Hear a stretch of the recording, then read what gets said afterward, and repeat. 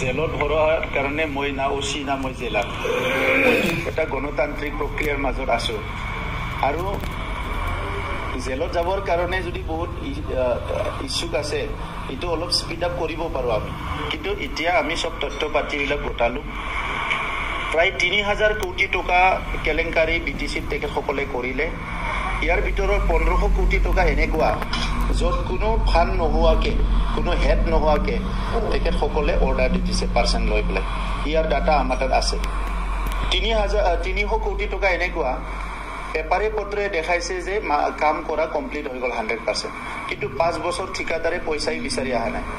যদি মানুহ এজনে ৰাস্তা বনাইছে 10 কোটি টকাৰ, ই কিয় পইচা বিচাৰি অহা নাই? তাৰ মানে এই 1500 কোটিৰ লগত আৰু 300 কোটি যোগ দিয়ক, 1800 কোটি টকা আপোনাৰ ডাইৰেক্ট কেলেংকাৰীত আহি গ'ল। বাকী 300-400 কোটি টকাৰ ফুটা কম্বল ছাপ্লাই আছে। এই ছাপ্লায়াৰবিলাক ইয়াৰ নহয়, কোনোবা UPৰ, কোনোবা ৰাজস্থানৰ, কোনোবা অন্ধ্ৰপ্ৰদেশৰ, কোনোবা বেংগলোৰৰ। সেই মানুহবিলাকে দেখাইছে যে 32 কোটি টকাৰ ছাতি ছাপ্লাই আছে, কোনোবা কৈছে যে মোৰ কুটা ছাপ্লাই আছে 42 কোটি টকাৰ, কোনোবা কৈছে মোৰ 72 কোটি টকাৰ মানে কম্বল ছাপ্লাই আছে, এইবিলাক দেখাইছে। কিন্তু এতিয়া আমি হিচাপ কৰি চালোঁ 72 কোটি টকাৰ যদি কম্বল কিনিব লাগে, যি কম্বলৰ দাম 150 টকা, এই 72 কোটিত কিমান কম্বল পাব? 72 কোটিৰ কম্বলটো মানে গোটেই অসমৰ মানুহ উৰি পেলাই আৰু বেংগললৈকে গৈ পাব বা উত্তৰ পূৰ্বাঞ্চলৰ মানুহবিলাকে উৰিব পাৰিব। চ' এই তথ্যবিলাক আমাৰ হাতত আছে এতিয়া। আৰু যোৱা বছৰ সেইকাৰণে আমি এছেম্বলিত এটা সিদ্ধান্ত লৈ পেলাই অসম চৰকাৰলৈ পঠাইছোঁ যে ইয়াৰ ওপৰত CBI ইনকুৱাৰী হ'ব লাগে। এতিয়া আমি লাহে লাহেকৈ হওক, আমি এইটো বিচাৰিছিলোঁ, যিহেতু BPF-এ বিচাৰিছে এইটো ততাতৈয়াকৈ হ'ব লাগে, গতিকে আমি এতিয়া সোনকালে কৰি দিম। এই ইলেকশ্যনৰ যোৱাৰ লগে লগে আমি বাকী প্ৰক্ৰিয়াখিনি PIL দিব লাগে, মানে আমি কিবা সুপ্ৰিম কোৰ্টক কেছ দিব লাগে, হাইকোৰ্টত দিব লাগে, কি কি প্ৰক্ৰিয়া আছে চব প্ৰক্ৰিয়া আমি আৰম্ভ কৰি দিম ইলেকশ্যনৰ পিছত, যিহেতু তেখেতসকলে সোনকালে বিচাৰিছে।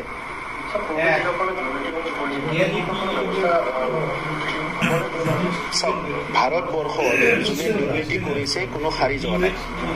ডাঙৰ ডাঙৰ মন্ত্ৰী, ইভেন এক্স প্ৰাইম মিনিষ্টাৰ মানে জেলত যাব লগা হৈছে। খুব পাৱাৰফুল মন্ত্ৰী P. চিদাম্বৰম ডাঙৰীয়া জেললৈ গৈছে, সুৰেশ কালমাটি জেললৈ গৈছে, যিটো আছিলে আমাৰ ৰাজনীতি নেতাবিলাক বহুত জেললৈ গ'ল। গতিকে আজি কোনো ক্ৰাইম কৰি পেলাই ভাৰতত সাৰি নাযায়। সেইকাৰণে ভাৰতৰ আইন যিটো আছে ইয়াৰ এটা মানে এইটো টিটলেছ নহয়, মানে ইয়াৰ এটা ষ্ট্ৰং এটা পাৱাৰ আছে।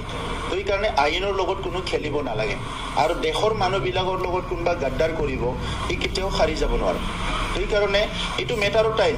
আজি মানে জেলত যোৱা নাই বুলি পেলাই এইকেইদিন মানে বহুত ফূৰ্তি কৰি কথা কৈ থাকিব, যাৰ চব তথ্য পাতি আছে।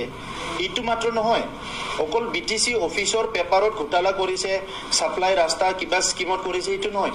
তেখেতসকলৰ আৰু বেলেগ বেলেগো কেছ আছে, যি কেছবিলাক পোহৰত আহিলে তেখেতসকলৰে মহা বিপদ আছে। পোহৰত মানে ইতিমধ্যে এইবিলাক জানে কি কি হত্যাকাণ্ড হৈছিলে, লাফিকুলৰ হত্যাকাণ্ড হৈছিলে, ইয়াৰতো কেছ চলি আছে, তেনেকুৱা বহুত আছে কেছবিলাক তাতে। চ' সেইকাৰণে ইমান ফূৰ্তি কৰি লাভ নাই।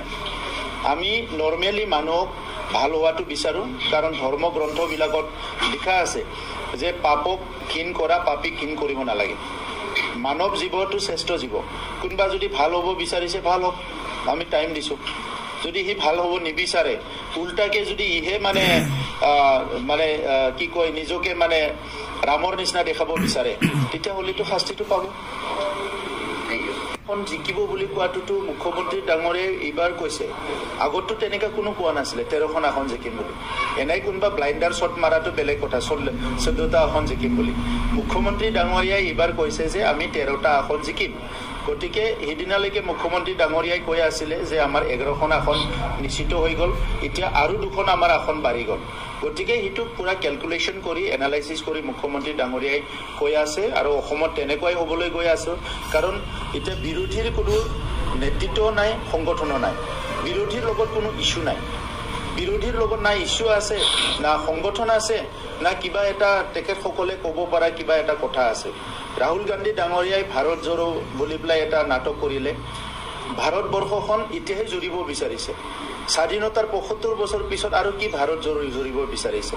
যি সময়ত বড়োলেণ্ডত জুই জ্বলি আছিলে, উত্তৰ পূৰ্বাঞ্চলত জুই জ্বলি আছিলে, তেতিয়া কংগ্ৰেছৰে চৰকাৰ আছিলে, তেতিয়া আৰামছে শুই থাকিল। এতিয়া আহি পেলাই ভাৰত জোৰো কৰিবলৈ আহিছে তেখেতে মানে পাৱাৰ নোহোৱাৰ কাৰণে।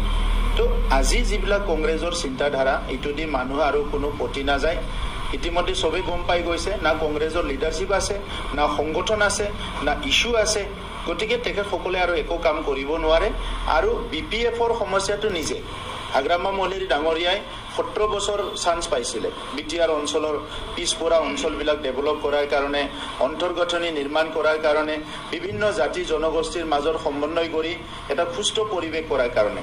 কিন্তু তেখেতে সেইখিনি সময়টো মানে পুৰা বিদেশ ভ্ৰমণ, নিজৰ এণ্টাৰটেইনমেণ্ট, বিভিন্ন কামত তেখেতে নিজৰ ব্যস্ততাত এইটো কটাই দিলে, যিটো নেকি কোনো ভাল কামৰ কাৰণে ব্যস্ততা নহয়, যিবিলাক আমি ক'ব নিবিচাৰোঁ সামাজিকভাৱে।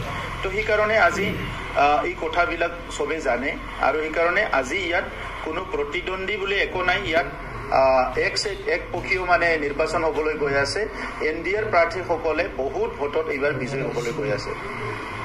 এইবাৰ নিৰ্বাচনত তেনেকুৱা বিভাজন কিবা কিবি তেনেকুৱা কোনো অংশ নাই। অকল কোকৰাঝাৰে নহয়, এইবাৰ নিৰ্বাচনটো আমি যিটো NDA আছে, NDA টিম, আৰু অসমত NDA টিম বুলি ক'লে BJPৰ লগত AGP আৰু UPPL আমি একেলগে আছোঁ।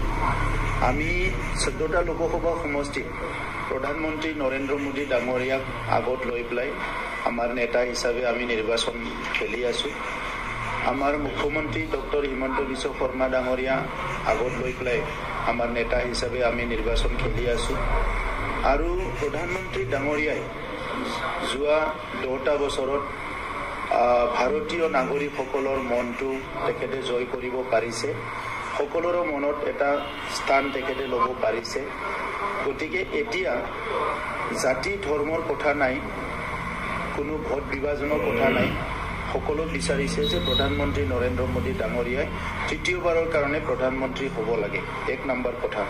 তো সেইকাৰণে ভাৰতৰ চুকে কোণে যি ৰাজ্যতে নাথাকক কিয়, যি ডিষ্ট্ৰিক্টতে নাথাকক কিয়, সকলো বিচাৰিছে যে ইয়াত নৰেন্দ্ৰ মোদী ডাঙৰীয়াৰ নামটো লৈ পেলাই নৰেন্দ্ৰ মোদী ডাঙৰীয়াক চাই পেলাই ভোট দিব লাগে। ইয়াৰ কাৰণে এই নিৰ্বাচনটো আগৰ নিৰ্বাচনতকৈ সুকীয়া। অসমত অহাৰ লগে লগে অসমৰ মুখ্যমন্ত্ৰী ডক্টৰ হিমন্ত বিশ্ব শৰ্মা ডাঙৰীয়া দায়িত্ব লোৱাৰ পিছতে তেখেতে যিটো গেৰেণ্টি দিলে, যিটো কমিটমেণ্ট দিলে যে অসমখন ভাৰতৰ ভিতৰত এখন উন্নত ৰাজ্য হ'ব লাগে। আৰু ইয়াৰ কাৰণে অসমৰ অন্তৰ্গাঁথনি অকল চিটিত নহয়, অন্তৰ্গাঁথনিবিলাক গাঁৱে ভূঞে ভাল অন্তৰ্গাঁথনি হ'ব লাগে।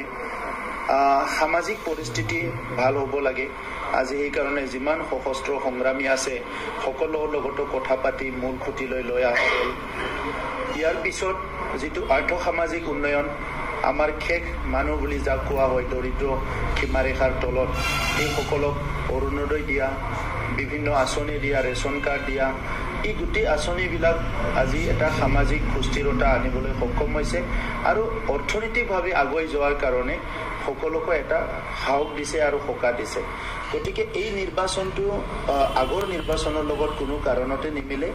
BTR অঞ্চলত আমাৰ চৰকাৰ গঠন হোৱাৰ পিছত BTR অঞ্চলৰ 35 লাখ জনসাধাৰণৰ দৈনন্দিন সমস্যা আৰু দশকৰ পৰা দশক চলি অহা সমস্যা অনাগত দিনত সুস্থিৰভাৱে আগুৱাই যোৱাৰ কাৰণে সমাজখন ভালকৈ সকলো জাতি জনগোষ্ঠীৰ লগত মিলি চলিব পৰা এটা পৰিৱেশ গঢ়াৰ কাৰণে আমাৰ চৰকাৰখনে কাম কৰি আছে। গতিকে আজিৰ সময়ত ইয়াত কোনো বিভাজনৰ কথা নাই।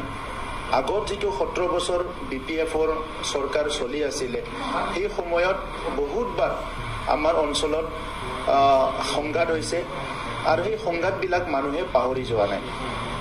তেখেতসকলৰ চৰকাৰ চলি থকা সময়ত বহুতখিনি কৰাপশ্যন হৈছে, যিটো নেকি দুৰ্নীতি ভ্ৰষ্টাচাৰ হৈছে, সেইটো মানুহে পাহৰি যোৱা নাই। আৰু তেখেতসকল চৰকাৰ চলাই থকা সময়ত মানুহৰ যিটো মৰ্যাদা, এইটো জাতি জনগোষ্ঠীৰ মাজতে হওক বা আমাৰ ধৰ্মীয় কোনোবা লোকৰে হওক, মৰ্যাদাটো যেনেকৈ পাব লাগে তেনেকৈ পোৱা নাই খালি টকা পইচাৰে তেখেতে মানুহক জুকি চাইছিলে আৰু ব্যৱহাৰ কৰিছিলে গতিকে আজিৰ সময়ত না বড়ো না অসমীয়া না ৰাভা না ৰাজবংশী না বঙালী কোনো জনগোষ্ঠীয়ে বিভাজন নহয় বিটিআৰত এইবাৰ একচেটিয়া ভোট NDAৰ কেণ্ডিডেটৰ দ্বাৰা আহিব আৰু দৰং ওদালগুৰি সমষ্টিত আমাৰ কেণ্ডিডেট দিলীপ শইকীয়া ডাঙৰীয়া ইয়াত পদুম ফুলত মানুহে ভোট দিব আৰু কোকৰাঝাৰ সমষ্টিত আমাৰ কেণ্ডিডেট জয়ন্ত বসুমতাৰী ডাঙৰীয়া ইয়াত ট্ৰেক্টৰৰ সবে ভোট দিব এই পৰিৱেশ আমাৰ ইতিমধ্যে আহি গৈছে কিন্তু এতিয়া যেহেতু আমি ইমান কাম কৰিলো ৰাইজ আমাৰ ওচৰলৈ আহিল শান্তি সম্প্ৰীতি ভাল এটা পৰিৱেশ আহিল তো সেই কাৰণে আমি চাইছো যে আমাৰ মাৰ্জিনটো আমি কিমান ওপৰলৈ লৈ যাব পাৰো তো সেই কাৰণে দৰং ওদালগুৰিত আমাৰ টাৰ্গেট আছে 3 লাখ কোকৰাঝাৰতো আমাৰ টাৰ্গেট আছে 2.5 লাখৰ পৰা 3 লাখ তো হিটোৰ কাৰণে আমি কাম কৰি আছো দুৰ্গাদাস বড়োই ক'ব নোৱাৰা কোনো কথাই নাই যিটি কথা ক'ব পাৰে যি মানুহৰ সামাজিক এটা দায়িত্ববোধ নাই যি মানুহৰ এই অঞ্চলৰ ৰাইজৰ দুখ দুৰ্যোগৰ প্ৰতি কোনো জ্ঞান নাই চিন্তাধাৰা নাই সেই মানুহবিলাকে যিটি কথা ক'ব পাৰে এই 3টা বছৰত কোনো দাঙ্গা হোৱা নাই কোনো মাৰপিট হোৱা নাই কোনো ধন দাবী হোৱা নাই কোনো আসাম বন্ধ হোৱা নাই বিটিআৰ বন্ধ হোৱা নাই ইয়াত যদি আমি বিটিআৰটো ধ্বংস কৰিছো 70 বছৰৰ হাগ্ৰামাই কি কৰি আছিল এই কথাটো দুৰ্গাদাস বড়ো ৰিপ্লাই দিম আৰু দুৰ্গাদাস বড়োই মোৰ লগত বহক হিচাপটো লৈ পেলাই মই তেখেতৰ লগত বহিম ওপেনলি বহক মই ডাটা লৈ বহিম তেখেতে মোৰ লগত বহক যদি তেখেতে কিবা তেনেকা কৰিব পাৰে দুৰ্গাদাস বড়ো ডাঙৰীয়াৰ বিটিআৰ অঞ্চলৰ ৰাইজৰ ওচৰত কোনো অৱদান নাই যি সময়ত বড়ো সংগ্ৰাম হৈ আছিলে তেখেতে ইয়াৰ বিৰুদ্ধে থিয় দিছিলে আৰু এই জুইবিলাক নুমাবৰ কাৰণে এই মানুহবিলাকৰ ৰিকনচিলিয়েশ্যন কৰাৰ কাৰণে পুনৰ ভুল বুজাবুজিবিলাক খাম কাটি পেলাই সমাজক ঐক্যতা মৰম স্নেহ এনাজৰিৰে বান্ধিবৰ কাৰণে দুৰ্গাদাস বড়ো ডাঙৰীয়া একো কৰা নাই তেখেতে গুৱাহাটীত বহি ইটো কৰি আছে নিৰ্বাচন আহিলে মাজে মাজে আহে আৰু নিৰ্বাচন নাহিলে গুৱাহাটীতে বহি থাকে ইটোৱে ৰাজনীতি চলাই আছে মানুহজন অলপ কথা ক'ব পাৰে কাৰণে যিটি কথা কয় আৰু মিডিয়াই যেহেতু কথা ক'লে মিডিয়াত ওলাই যায় সোশ্যাল মিডিয়া হল মিডিয়াত নোলালে সোশ্যাল মিডিয়াত ওলাব কথাখিনি কৈ আছে আসল কথাটো হৈছে কি দুৰ্গাদাস বড়ো ইলেকশ্যন খেলিবলৈ জিকিবলৈ ইলেকশ্যন খেলা নাই দুৰ্গাদাস বড়ো ডাঙৰীয়াই যে কেণ্ডিডেট হৈছে ইটোৱে তেখেতৰ কাৰণে বহুত ডাঙৰ কথা